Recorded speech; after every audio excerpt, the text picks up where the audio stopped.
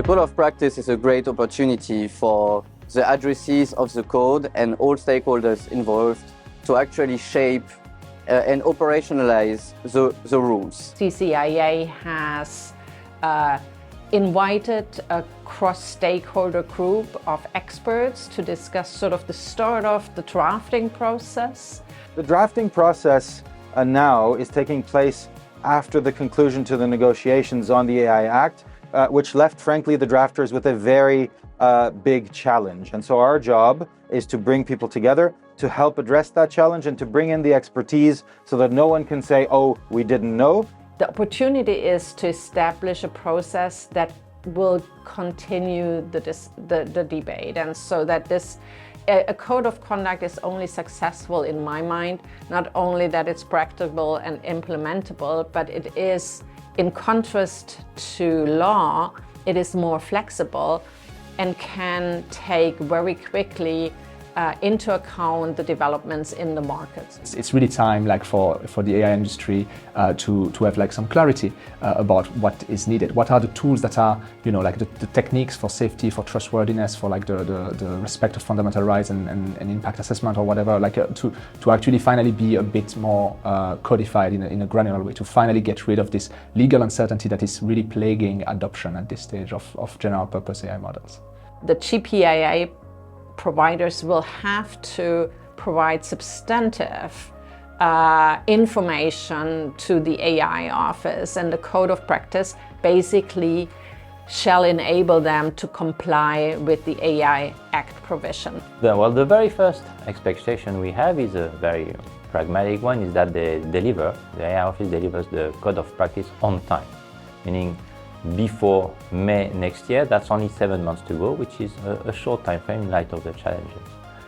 The second expectation is that the content of the code of practice shall, clarify the very high level provisions of the AI Act, because they are quite unclear in some extent, so there's a need to have some granularity and legal certainty.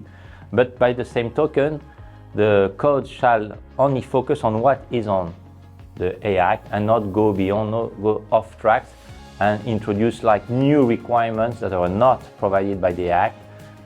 There were concerns around the length of the process, the details of the process, and the currently yet not known steps that the process requires. Inclusion of civil society should be in the drafting process. It shouldn't be just civil society washing. There is significant concern about general purpose AI models, and we need to hear all perspectives as well as hear potential solutions from all perspectives. When some stakeholders, it's in our report, really mention torturous process. So we want the AI Code of Practice not to be torturous, to be efficient. That's the idea.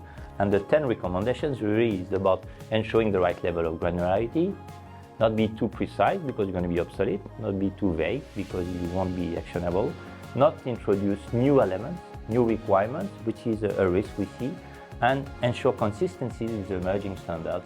Obviously, the companies developing AI models know the technology best and also can anticipate future technological developments.